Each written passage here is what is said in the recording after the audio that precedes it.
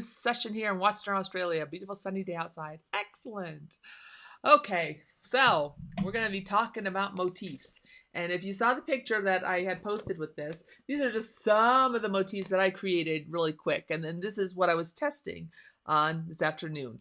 Yes, this is how I do my tests. I cut my big watt of fabric and a large sheet of tearaway or whatever stabilizer I need, and I do my rehooping so that I don't have to keep cutting small squares. At least that's what I try to do that. I'm not always successful, but I do try. When I do my test sews, when I create, and I'll be showing this in the software, one of the things I do is, and I have a blog post on this, I create a basting box around the whole size of my hoop, and when I draw my lines of my motif, I'll change colors so that I can skip at the machine. So I'll do it like these first two I did at the same time, and they're both color number 1 just since I had them done. It's like, oh, I probably shouldn't do that because I wanted to adjust the size. So I changed the file, made another run, changed the color so I could skip to color number 3 because I skipped the basting box, and then color number 1, color number 3, did a test sew. Then I did, then the next one was starting a different motif because I like this test sew of this one, so I was starting to move on down. So that's how I do my tests, is I don't have to keep rehooping fabric. I use a basting box in my hoop so that I can just keep moving them down and then skip forward at the machine. Anyway, so from Sterling, Colorado. Well, good morning. Hey, there's Lynn from Townsville, and Joe Rita. Hey, glad you guys were able to make it. So that's what we're talking about today, creating your own motifs. Now, first of all, let me show you. These guys, the ones at the bottom, these are more like buttonhole stitches. So crazy quilting, decorative, stuff like that. Don't know if you can see those good. But you're not limited. Anything that you can create. These are all motifs. The flowers, the decorative stitches, the crazy stuff, anything you want. Now, these are done using the manual stitch tool.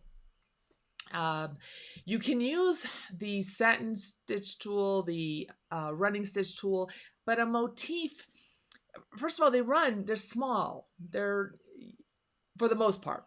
You can make larger ones, but for the most part, because your hoop is small, you want a motif, and the purpose of the way a motif works is it repeats itself along the line. And so you're going to be using the manual stitch tool. You don't really want to use a running stitch tool because a lot of your stitches are going to be small, like less than 2 or 3 millimeters. You're not going to have these long stitches that needs to be calculated in there. Now, if you have a big hoop and you want to do large motifs, then yes, maybe using a running stitch and satins is fabulous. But for the most part, for what I can do today, we are going to be using the manual stitch tool.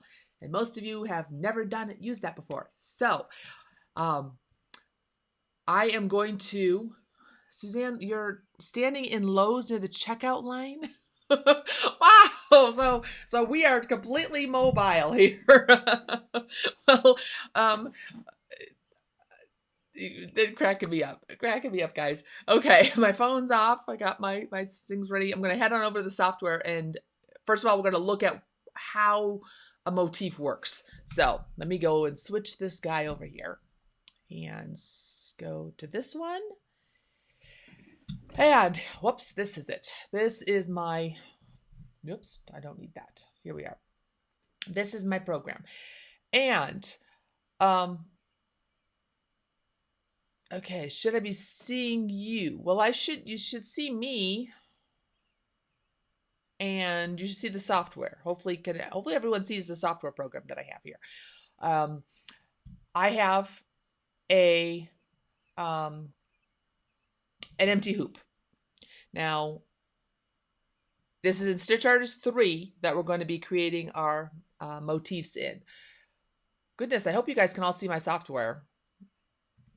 That'll be a little disconcerting because I've done this before.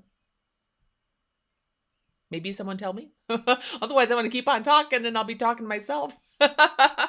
Okay, so in StitchArtist 3, we're going to, first of all, let's look at a motif in the first place. So I'm just going to draw a quick line, and it's going to be short because, whoopsie, draw with points, line, left click, right click to end, assign a motif, and we'll do a larger one just so that we can see what it looks like. Now, this is one motif. If you were to take this line and you make it larger, it repeats that motif along that line. So I just want to look at one motif so that you get an idea on how it is that I create these things. So here's our one.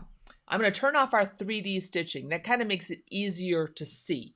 And then we're going to go to the Stitch Simulator. And first of all, can you see that some of the lines, it's not exactly on each other. They're a little bit off, and that's not a bad thing. Okay. Just I don't want you guys going crazy trying to draw these things. So we're going to go one stitch at a time. So in my Stitch Simulator, I'm going to use my little forward one stitch. And this is how your motifs start stitching. So there's a needle down, and then it moves one stitch over. It moves up one stitch, over, back to the other side, back to the center, down. Do you see how it actually creates the shape one stitch at a time? And it comes up to here. But now, once this is the shape, but it has to exit. So it's still continuing. This is still part of the motif. And it goes back over itself to the bottom, back up to the center part, and then it does a little gizmo guy. And that's to connect, because the point, when you have more than one motif, it has to start on this side, stop on this one, and then the next one starts at this point. So the manual says that you have to have a baseline that's going through. So a baseline going through, and it has to start on the left, which is here on your left, and it has to exit on the right, because if it exited on the left, then it would jump. You see, because it's going to be there. You have to draw them so they're going to be connecting each other. And I don't have any more comments here. So if I lost you guys already, oh geez, no one's commented at all. Oopsie, gotta get my mouse over here. I see 44 people are still watching. Possibly. I don't know, guys. Maybe my internet connection is just slow. Oh, last person I see is that Lois from Delaware checked in. Well, I'm going to keep going. If I have to ask questions, if you guys all pop in at one time, we'll see what happens. Okay, so that is one motif, and that is one of the built-in motifs. So we're going to be creating our own, but keeping this in mind, entering from the left, exiting from the right, and this, watch where, let me go back into create mode. When you have your motif selected, do you see that line that's going across? That's a line we drew. That's our baseline. So it's wherever your entry is and your exit is, that's going to be the center. So if you're trying to if you were to, you have to keep that in mind, because if you want something to go right through the middle of that line, for example, a crazy patch, decorative stitch for heirloom stitching, you want that line to be right along the edge. Or if you're doing an applique edge, this line is exactly where you want the center of these stitches are. But if you do something like I had done here, which is my little flower, whoopsie, let's zoom in and look at this guy.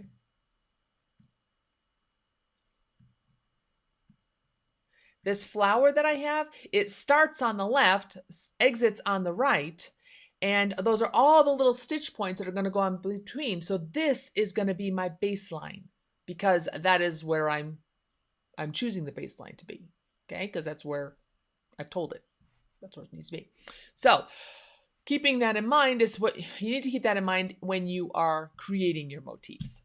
So first of all, how do we do that? Close tab. Let's hit cancel. We don't want to do that.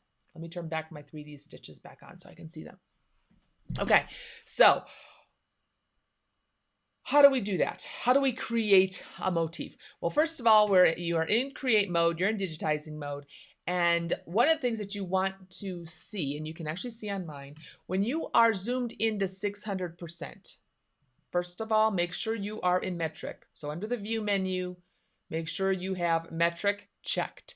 This is also the little millimeter button that's on your essentials toolbar, but we're metric here. Okay. When you are in metric and you are zoomed in 600%, so you hit the 6 key on your keyboard, you can see a subgrid. That subgrid is 1 millimeter. So your stitches, and this is the original motif here, do you see how these stitches are not real small, but you can see what the length of them is. And if you saw the post on the Embrilliance website today, or Embrilliance Facebook page, I talked about the measuring tool. The measuring tool is one way of measuring your stitches, but you can also use this grid here. So this stitch right here is it's less than 3 millimeters long. And each one of these, you're keeping your stitch length that would normally work. And a stitch length, you wouldn't want anything smaller than 1.8 millimeters. That's like, maybe that'd be this tiniest stitch that I would have. So that 1.8 would be 2 of these blocks, a little bit less than that. You don't want anything super small, because the smaller stitches you get, it's just going to be impaling the fabric. So still no comments, no thumbs up, no nothing. I hope I didn't lose you guys. Oh, well. Okay, so how do you create this? This is using the tool that we're going to use is this manual tool. So it is the little pencil here, and it says manually placed stitches. It might be easiest to work from a graphic in the first place. So if you have a picture of decorative stitches, I happen to have a whole bunch of them that I took photos of with my phone from a historical document. So I'm going to go to image. I'm going to go to my folder that has, that we need to be on the desktop, Facebook Live, motif images, and let's just choose, let's choose this one here, the very first one I started working on. Now, when I open it in my program, it brings in really large. And this size of this square that I'm pointing to on the grid, this is 10 millimeters tall. And when I first digitized this the first time, I don't know if you can actually see in the zoom, that was this top one here. This is a 10 millimeter motif. And that is too large for what I wanted to use it for. So keep in mind what your size of whatever your motif is. So for this particular instance, I wanted this to be smaller. So I click on my graphic. I'm going to shrink it down. And I'm using the grid just to make a idea. Let me get rid of this guy here because we don't need him anymore. And I'm going to put him in the upper left corner just because I'm going to fill my whole page with these motifs that I'm creating. So I'm going to zoom in to 600%, use my compass rose so I can actually see what I'm working on here. And as I'm looking, I'm going to line this up. And I don't know if you can see, I'm going to consider this to be my baseline. This line that's showing here on the left side, that's one of that's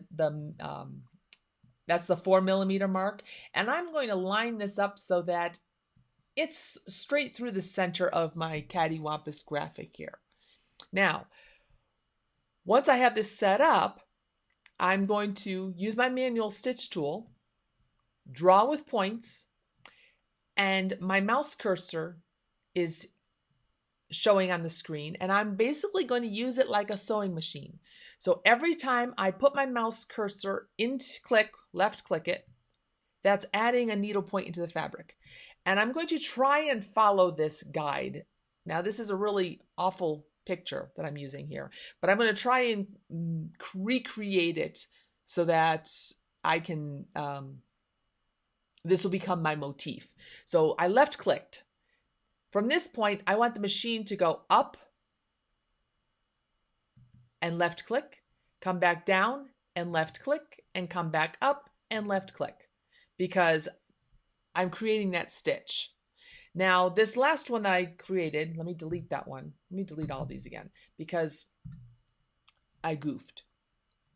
I don't want to I want it to be a little fat in this area. This is why I left click twice. So I went left click, left click, left click, which does a double run here. And then I don't want to do I don't want a true bean stitch at this point. I just kind of want to make it fatter in this area, but not too fat. So when I get to this point here, I'm going to jump up to this point and I'm going to left click up again. Then I'm going to move down to this point, back, and left click. I'm creating this because the way I'm clicking is based upon how I did my test sew and where I want my machine needle to be. So every time I left click my mouse button, I'm adding another needle point in. And so to make this little guy here, I need to go up, left click, down, left click, up, left click, down, left click. There's no right clicks in here until I end. And now I did this little doohickey. I'm going to go and do the lefting right here. Left click, left click, left click, left click, left click, left click, left click, left click. Now, I'm not being very careful here.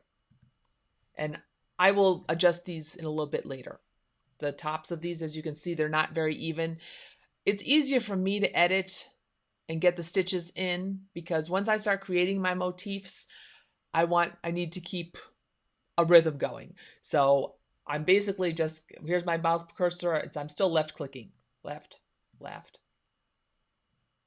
left, left, left, left, left. And I am still not getting any comments. I really hope I'm not dead.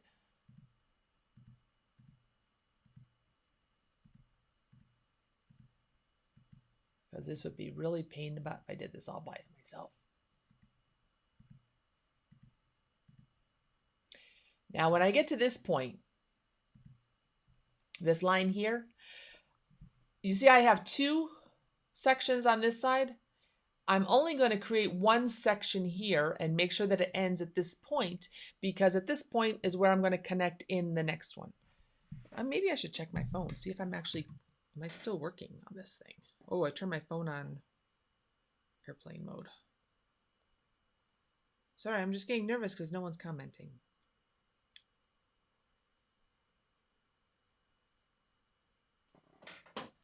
And now I have no internet. Oh, no. I have internet access. This broadcast has expired.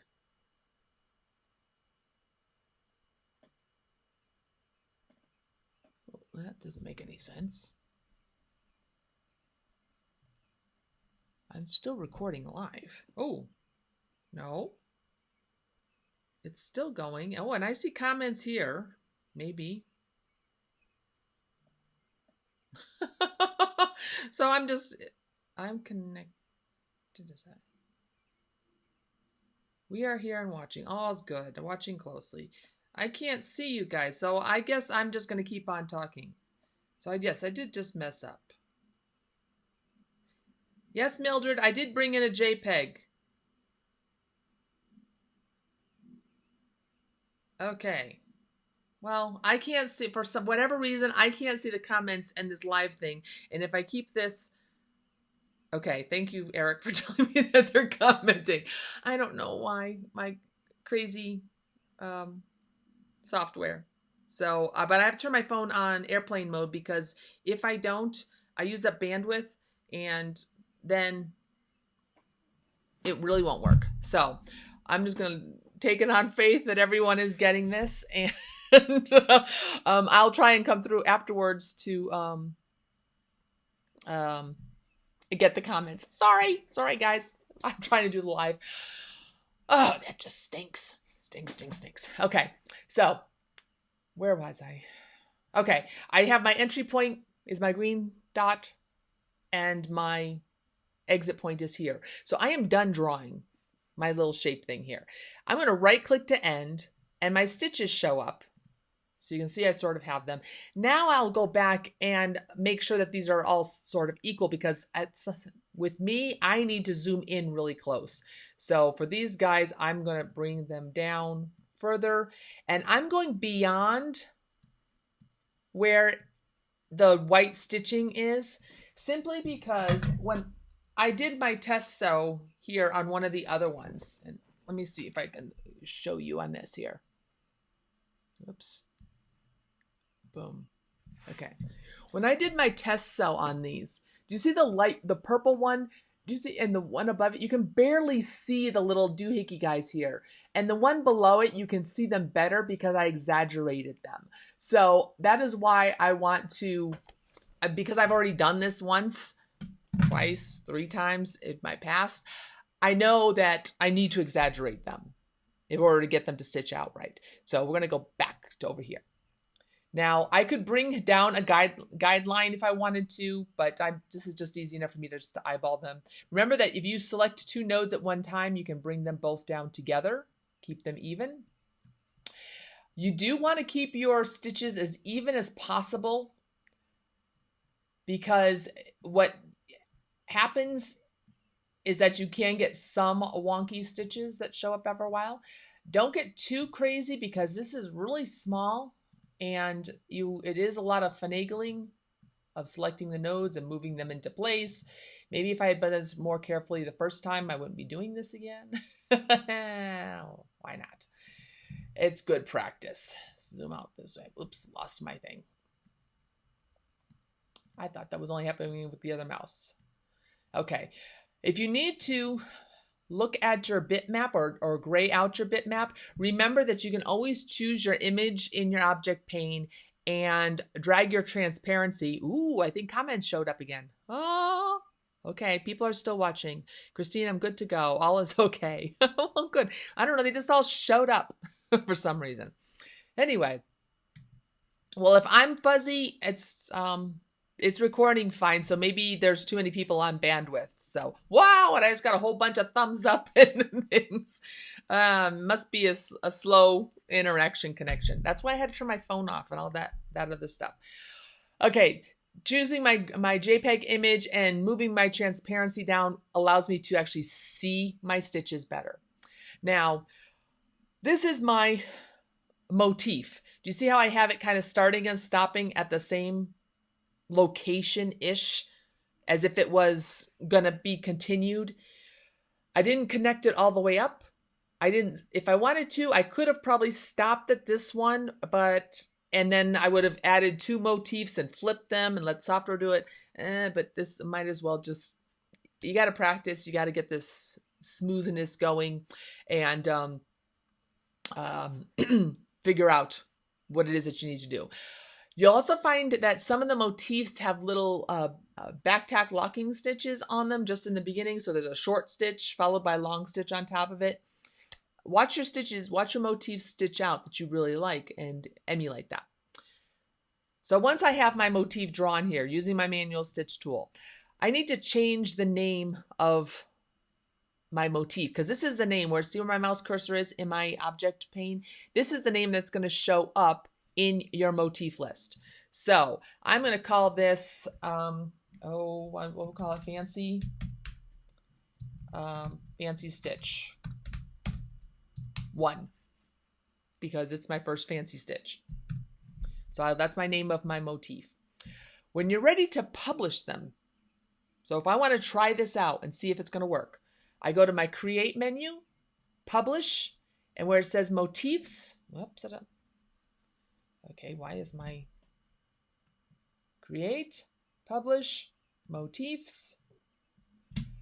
This brings up a dialog box that asks you what your name is. So this is your digitizer, your name, your company name, whatever it is that you want to use. The collection name, I'm going to call this Fancy Stitches, because this file, this category, is going to have a whole bunch of motifs that I will eventually create, and they'll all be Fancy Stitches. That's the name that's going to show up in your motif list. Now there's 2 options for publishing. When you choose to publish for your own use, that gets added to your program. If you choose to save it as a BX file, it's going to actually create a BX that you can install into other programs or share or sell it or whatever, because this is a BX. It's an installation file. And in StitchArtist 3, you can create your own BX files. So when someone says that BXs are only fonts, you know now. BX file is just an installation file and you can install it into any program. So I'm going to choose just to save it for my use. So the digitizer name, my collection name, for my use. Now it comes up with a little message saying, remember to save this file because it's published to your program, but it's not, it's a design page and you haven't saved it yet. So I'm going to click OK. And since this is Untitled 8, I'm going to go to File and save my working file as, type in the name, Fancy Stitches, and click Save. Now I have a file called Fancy Stitches. It has one motif in it. I've published that one motif. So if I want to use it, let me go into a new design page, draw my line, left click, right click to end, go to Motifs. This was the one that I had before because the software remembers the last motif. I'm going to remove that one, click on Add, and this is the dialog box, and I'm going to scroll down to where, what did I call it? No, didn't I publish it? Oh, there it is, Fancy Stitches. I guess I didn't scroll down far enough. There's my Fancy Stitches, there's my motif, and I click OK. And there you have that fancy motif. That's how easy it is to create one. Now, that was one, and I've already created a whole bunch of them. So when I was testing, here's a picture of what I had done with my original. This is an original one that I had done. This was the first one that was 10 millimeters. This one's too big. This one I had started adjusting it. Now, when I'm doing my test sews and creating my test files, I will name them just like I name my files with numbers and letters after them. So the first iteration was Fancy 1, Fancy 1A, Fancy 1B. This is the smaller one that's down here. So now that I've already done my tests, I can actually go through and delete these two because I tested them and I don't like them. And I came up with the one I did like. Same thing. I moved on to the next one because I realized that my motifs, I needed them to be smaller. So that's why you see the graphics are much smaller now. And they're basically created the same way. Whoops. My mouse is being crazy. I think I need to put new batteries into it. This is Fancy. Turn this guy off and select this. See, those are all the little stitches. They're going back and forth and back and forth. And when I had done this one, that's where I had realized that my cross was not exaggerated enough. And my little prongs going back, they're not long enough for this motif. So I created Fancy BH2A. When I published this, these are all listed. Let me go back here and draw another line. Boom, boom, boom. Motif. These are all the ones that are listed under Fancy Buttonholes. So I have the 1, the 1A, the 1B, the 2, the 2A. So they keep getting added onto new. These are all the motifs that I published from that one file. So Fancy Buttonholes has 5 motifs in it that when I published, it creates a catalog with 5 motifs. The buttonholes one that I had created had this flower. If you notice, there's a whole bunch of motifs on this page. Okay? They all have different names. So the file, when this one gets published, all of these different motifs will be listed in that motif pull down menu. So keeping them organized is however you want. If you want to have different categories, if you want to have different names and different ones, they're listed in here. And I have great names. See, Google 1, Google 2, Google 3. That's because I couldn't figure out a better way of describing what these things were. But that's Google 1. So giving them descriptive names might be able to help you organize them. And again, my comments aren't showing up. The last one I have is from Shelly. Better late than never. So hopefully this has made sense to you guys as far as how to create your motifs, how to publish the motifs. Now, this one has a whole bunch of them in it. So when I go to my create and I choose to publish this, motifs, if I wanted, when I do for my use, that's going to show up in my computer. When I go to publish to create a BX file, so I'm going to save this as a BX. It's going to ask what you're going to call that BX, and I'm going to call it, what did I call it? Well, it's a motif collection. That's okay. I may have put my name in front of it, so I'll remember. Lisa's motif collection. And it's going to save it to the exact location that I choose. And let me put it back into the live folder. Click Save. Click OK. Now when I go to my Finder window, which is where? Over here in my desktop, into a folder. There's my Lisa motif collection, which is a BX file. To install that BX into any program, all you have to do is either double click on it or click, hold, drag, and drop it onto your program. You'll get the little plus sign. When you release your mouse button, it gives you a motif has been installed to Sew Bubbles Motif 1 collection. And it has installed it. So if you want to, if you have two computers and you want to take your motifs that you have on one computer and install them on a next, that's exactly how they're installed. So a BX file is just an installation file. I'm going to log into my computer here again.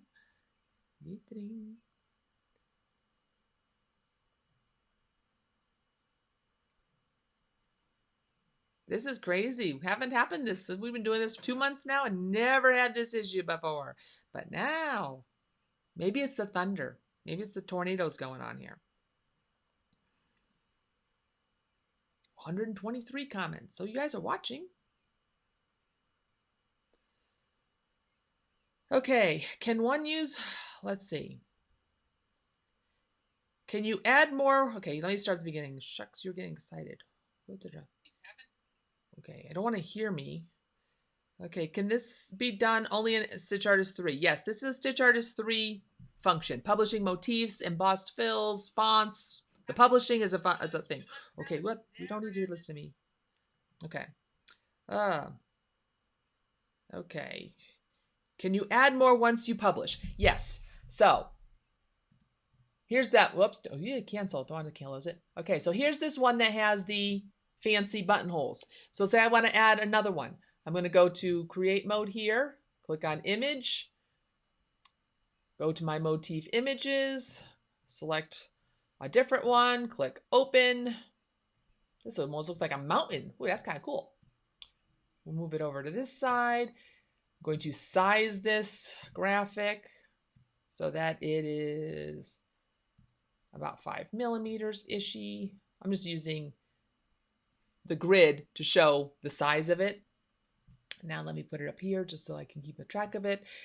Now for this one, let's zoom in and look at this. For this particular one, I think I'd like to start it at this point and end it at this point.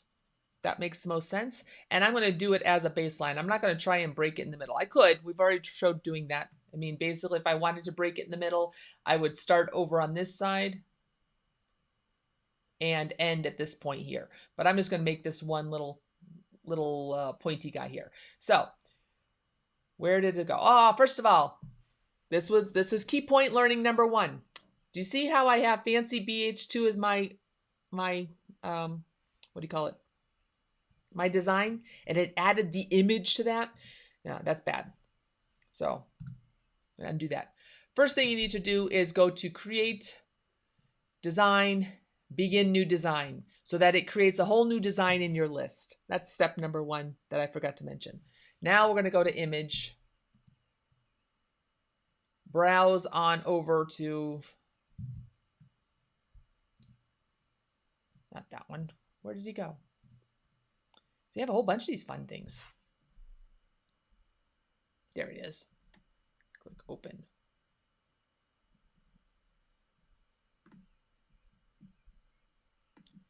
Move him up.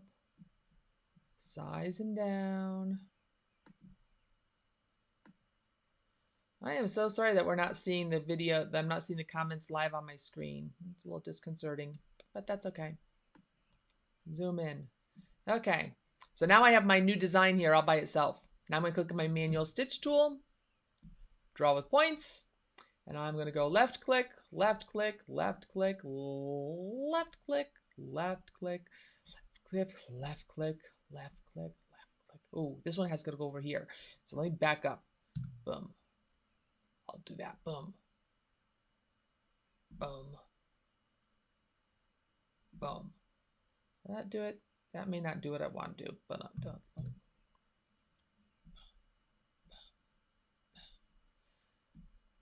You have to kind of think like a sewing machine when you're doing these things.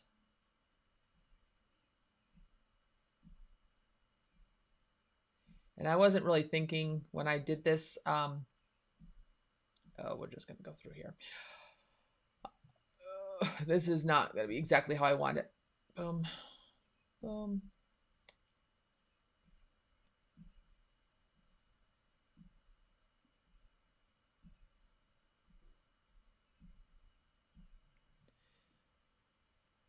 When I say it's not going to be exactly how I want it, because I'm discombobulated because of this video with not watching this. So I wasn't as precise, consistent. You guys understand. And I even had, and I can't have beer tonight, so I have to drink water. So I can't even calm my nerves with that. So when I finish drawing with my manual stitch tools, we're going to right click to end. I'm going to go up here and make sure that I select my design and rename it. So we're going to call this one Mountain, because I think that's what it looks like. 1. Now when I go to create, publish, motifs, whoops. This one is published under fancy buttonhole, so it remembers the last time you published all the informations. I'm going to click for my use. Yes, yes, I'm going to save this. Command S. I'm going to go to my, whoopsie.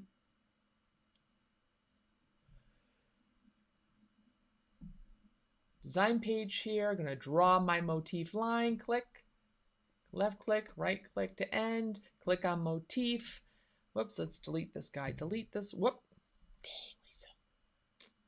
I meant to hit the remove, not the delete. Boom, right click. Boom. It's a motif. I'm going to select this, remove this, add a motif. Fancy buttonholes. There's the mountain one that I just created. Click OK. And there he is placed on that edge. So I saw that. So yes, you can continuously add more motifs. Can one create a motif using hearts from the library? The hearts from the library, that's just an object. So you have to create a motif. If you wanted to draw a heart, you can bring in the heart from the library and use it as a shape.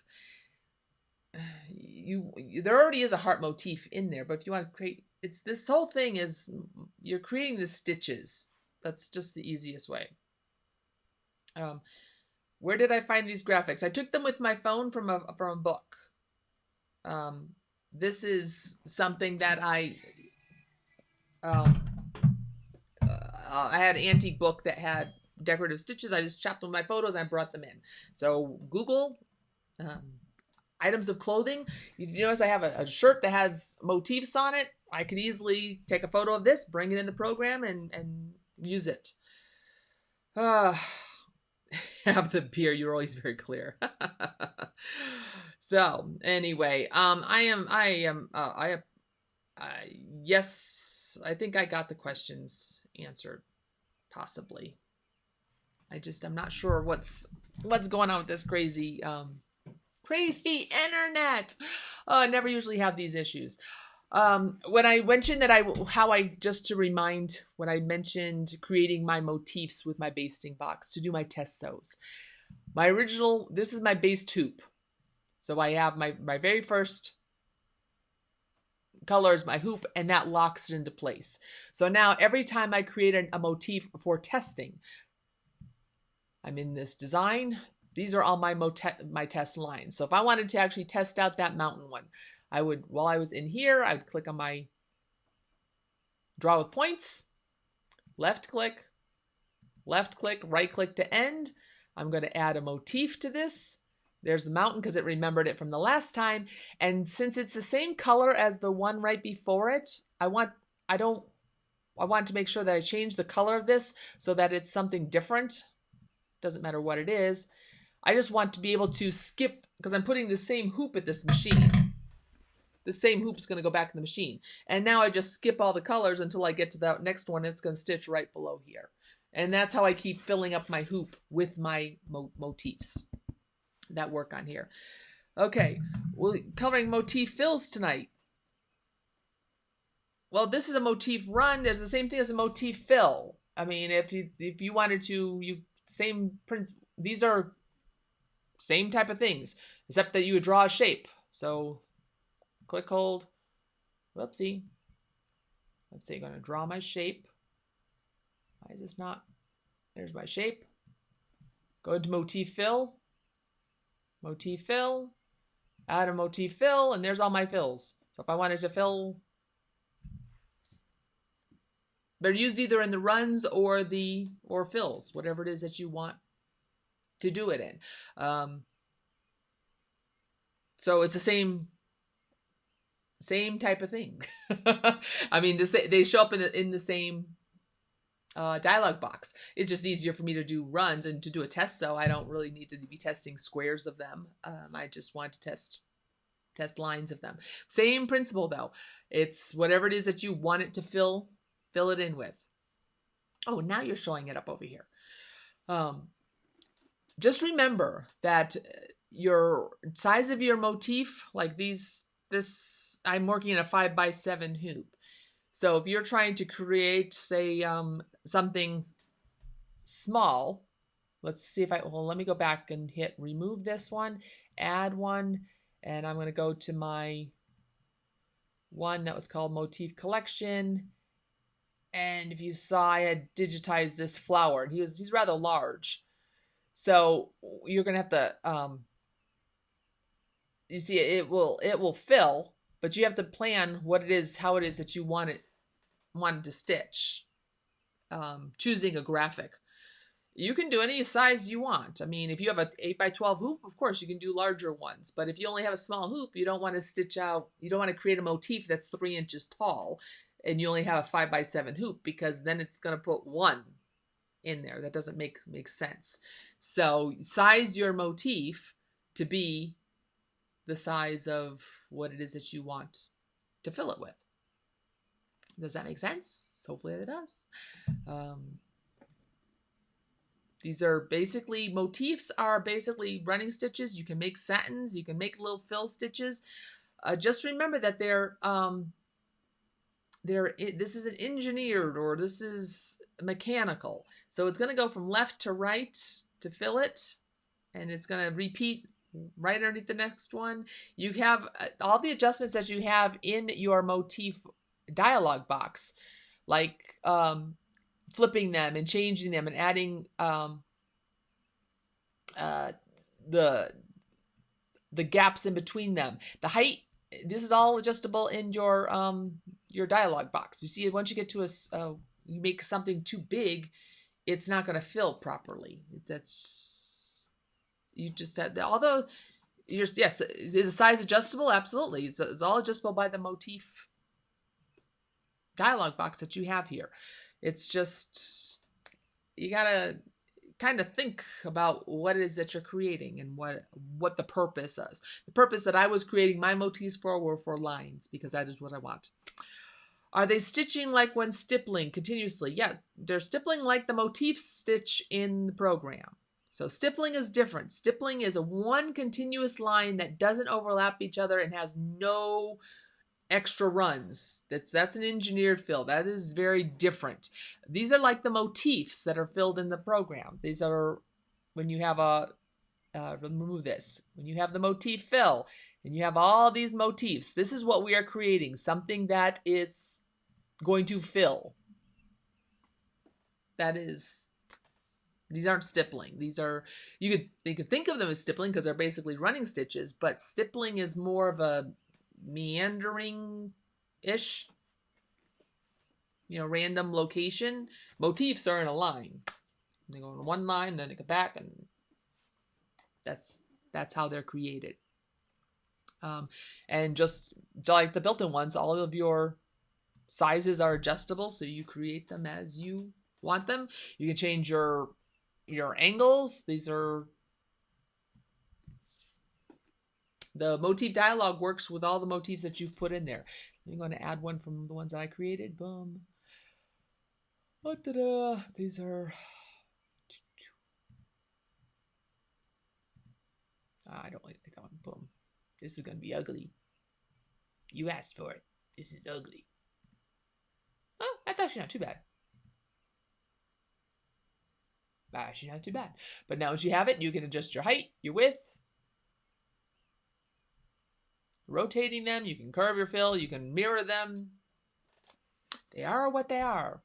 But that is how, basically, the whole thing about when you're creating your motifs and you're working with them, you are using this little pencil tool, and every time you mouse click, that is where the needle is going into the fabric.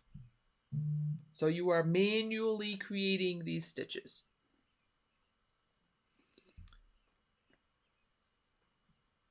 So I don't see any more questions coming in. I think we're...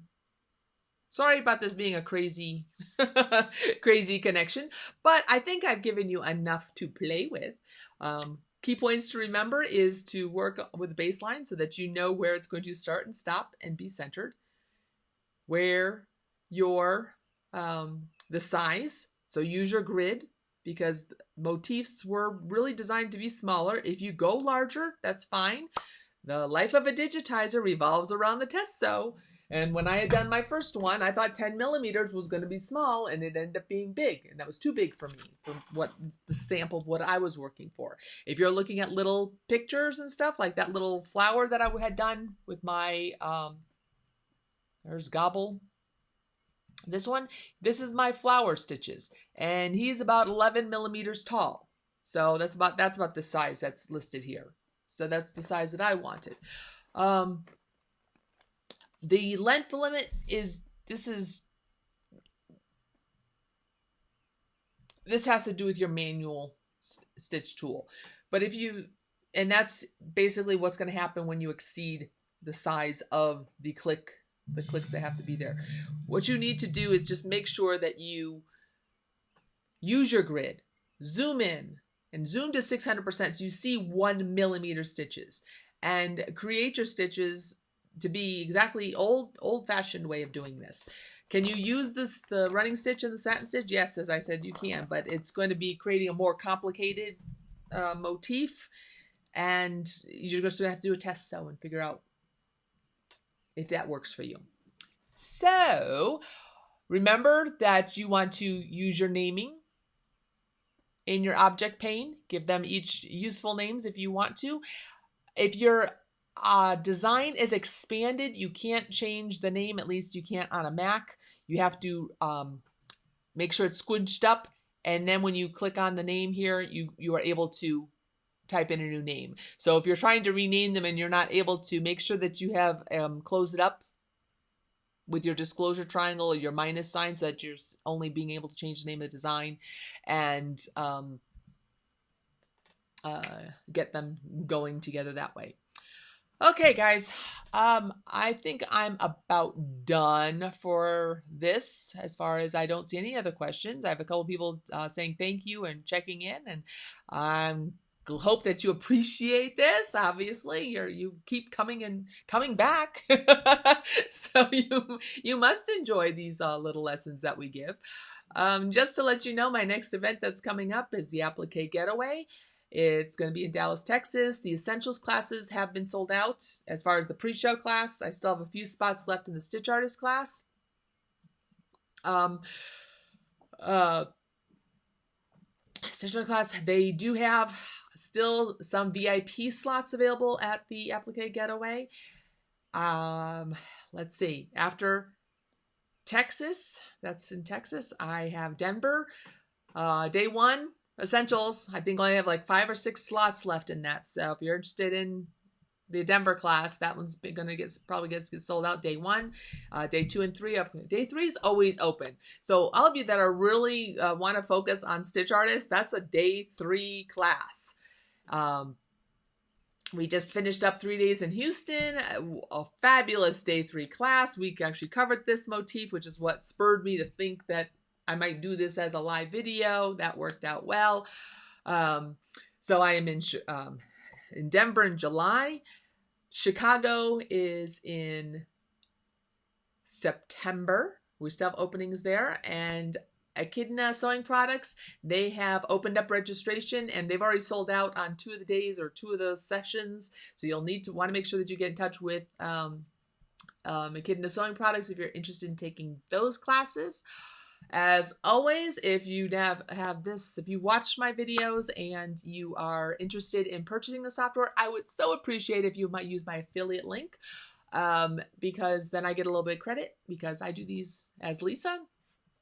I am an Embrilliance dealer and I have an affiliate. So if I help you in some way here, I just so appreciate if you use my link, which is on my website, or I can post it here in the comments as well. And also remember that all of my class notes for all my classes are also on my website under shop, and they're in the free section. So I know you guys like getting them. So you can download them. There's no charge. They're just in the shop so I can figure out where they are, and it's easier for me to update them and find them. So I do update my blog posts occasionally, but I don't always remember where the links are. So it's easier if I stick them in the shop because then I can find them and update them as necessary. Okay. It's about 7 o'clock. I see blue sky outside. One thing that's nice about this time of year is that it stays brighter later. So I'm going to try and get out and walk the dogs a couple more times before the rain comes, because I can hear the thunder somewhere, but not for now. Got the sun coming out. Thank you for taking some time out of your busy lives. I really appreciate you checking in and giving me thumbs up. I really enjoy this. This is fun. And remember that all these, I'm not sure I'm going to put this one on YouTube because this was kind of crazy. I will do a different video that's more concise because this was a little too crazy. But the live videos will be able to be watched. So if you missed the first part of this one, you can, once this is ended, you can watch from the beginning and fast forward and repeat as you see fit. So anyway, take care, guys. Have a great evening, and I will see you next week, next Monday. Take care. Bye.